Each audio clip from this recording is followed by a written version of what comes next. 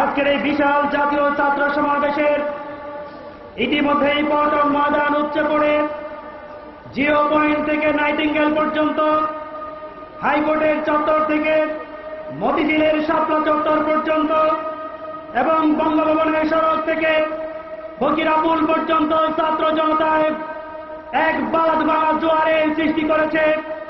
আজকের এই সুবিশাল ছাত্র সমাবেশ এই কথাই প্রমাণ করে বাংলাদেশে কোনো ষড়যন্ত্রকারীদের জায়গা নাই।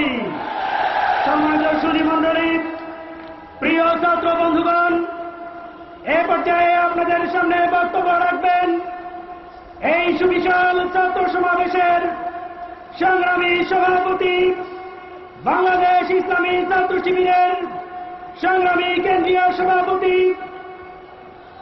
সর্বদলীয় ছাত্রকের অন্যতম শীর্ষ নেতা, ছাত্র নেতা শফিকুল ইসলাম মাসুদ। আসসালামু আলাইকুম রহমতুল্লাহি ওয়া বারাকাতুহু।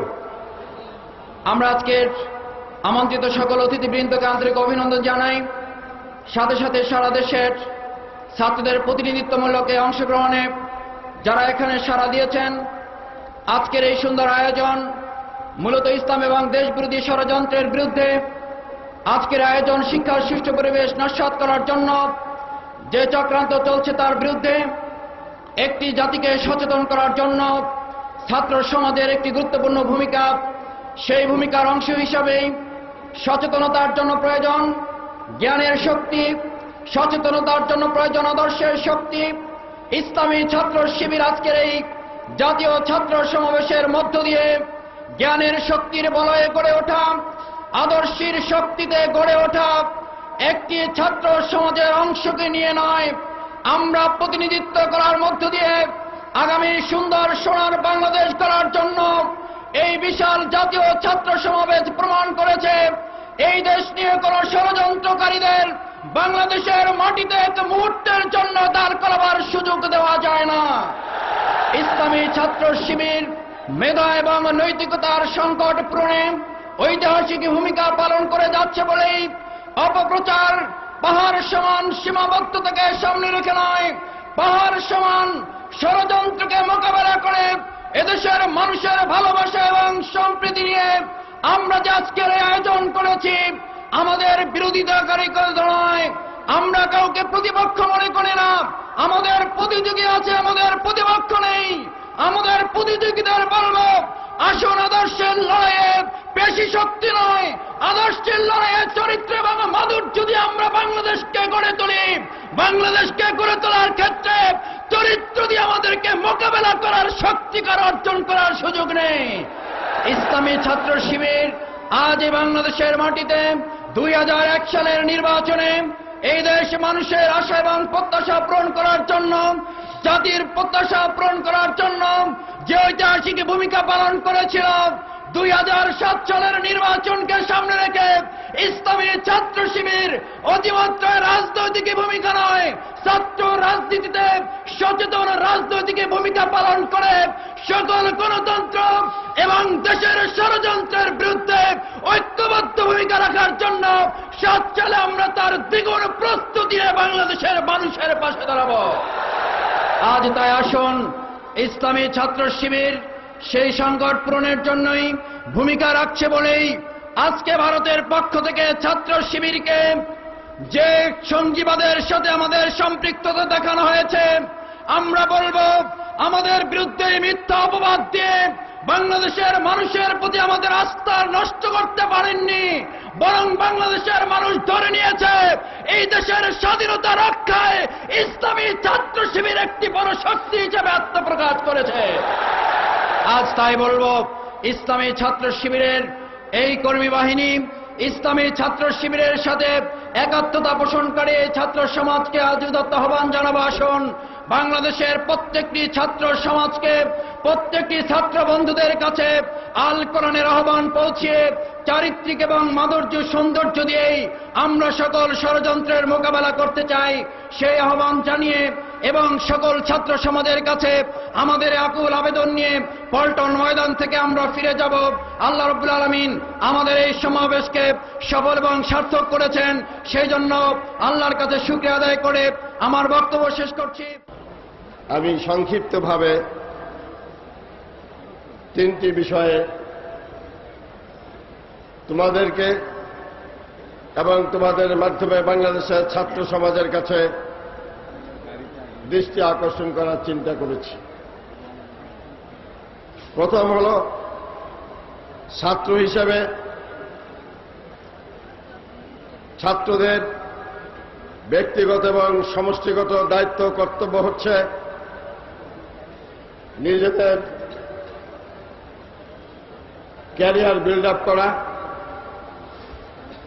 নিজেদের একাডেমিক ক্যারিয়ারকে সুন্দর করা, ভালো ছাত্র হিসাবে সুপ্রতিষ্ঠিত হওয়া এবং সাথে সাথে নিজেদেরকে চরিত্রবান হিসেবে গড়ে তোলা, সমষ্টিগতভাবে ছাত্র সমাজ হিসেবে জাতির সামনে আগামী দিনের উজ্জ্বল ভবিষ্যৎ হিসাবে আশাবাদ সৃষ্টি করা। আমি মনে করি আজকের এই জাতীয় ছাত্র সমাবেশ থেকে তোমরা তোমাদের অন্তরে এই বার্তা নিয়েই যাবে, নিজের ঘরের আব্বা মার মুখে হাসি ফোটানোর জন্য, নিজেদের সমাজের চাহিদা পূরণ করার জন্য, আগামী দিনে জাতীয় নেতৃত্বের যথার্থতা পূরণ করার জন্য তোমরা এই ছাত্র সমাবেশ থেকে নিজেদের চরিত্র গঠন এবং ক্যারিয়ার গঠন করার ব্যাপারে দৃঢ় সিদ্ধান্ত নিয়ে যাবে। ভাই ও বন্ধুরা, আমার তৃতীয় এবং শেষ কথা হচ্ছে, অনেক ষড়যন্ত্র হয়েছে, অনেক ষড়যন্ত্র আমরা বানচাল করেছি, এখনো ষড়যন্ত্র হচ্ছে। ডক্টর মুশাররফ সাহেব ষড়যন্ত্রের কথা বলেছেন, আমি আজ পুনরাবৃত্তি করতে চাই না। তাদের ষড়যন্ত্র এখন যেটা চলছে সেটা হলো জোট ভাঙার ষড়যন্ত্র। বাবা বাড়ির আবদারের মতো তারা আবদার করছে। তারা যে সংস্কার প্রস্তাব দিয়েছে সেই সংস্কার প্রস্তাবে জামায়াত ইসলামীকে রাখা যাবে না। সংস্কার প্রস্তাব তারা যা দিয়েছে তারা জানে এই প্রস্তাব গ্রহণযোগ্য নয়, এই প্রস্তাব অযৌক্তিক।